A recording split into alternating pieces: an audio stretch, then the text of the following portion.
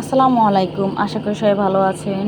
সায়দামণিকে ছোট্ট একটা সারপ্রাইজ দেওয়ার জন্য আজকে বাসা থেকে বের হলাম। অনেকদিন যাবৎ মানসিকতা খুব ভালো ছিল না, খুবই খারাপ ছিল। কারণ শাবাব খুব অসুস্থ থাকে সবসময়। ওকে নিয়ে আমার খুব টেনশন হয় আর খুব সবসময় ভয় একটা কাজ করে।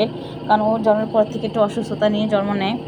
সেই সাথে শাবাবকে নিয়ে সায়দাকে নিয়ে সেই সারপ্রাইজ দেওয়ার জন্য চলে গেলাম আসে আমাদের মিরপুরের কাছাকাছি একটা শোরুমে। তো সায়দামণি জানে না তার জন্য কী সারপ্রাইজ রয়েছে।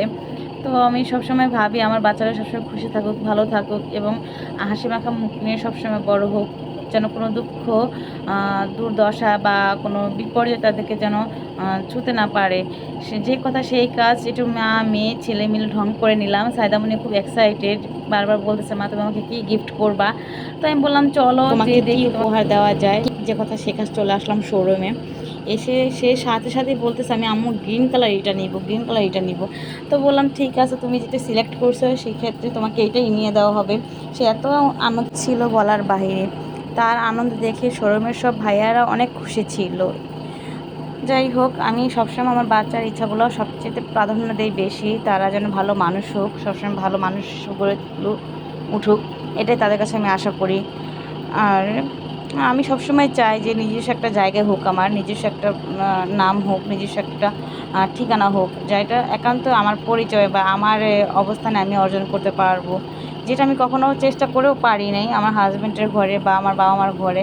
এখন নিজস্ব একটা জায়গা আমি আসলেই চাই যে আমার নিজের জায়গাটা তৈরি করার জন্য। আসলে সত্যি আমি এটা মাঝে মধ্যে ভাবি যে আসলে মেয়েদের কোনো জায়গা নেই, ঠিকানা নেই, নিজস্ব কোনো অবস্থান নাই।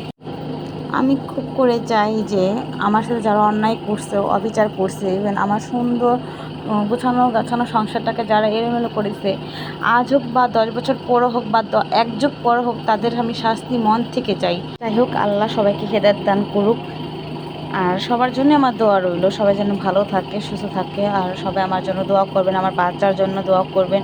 আমার বাচ্চার ছোটো ছোটো ইচ্ছাগুলো যেন আমি খুব সহজেই এবং পূরণ করতে পারি। আর তাদের ইচ্ছাগুলো যেন আমি সবসময় প্রাধান্য দিই।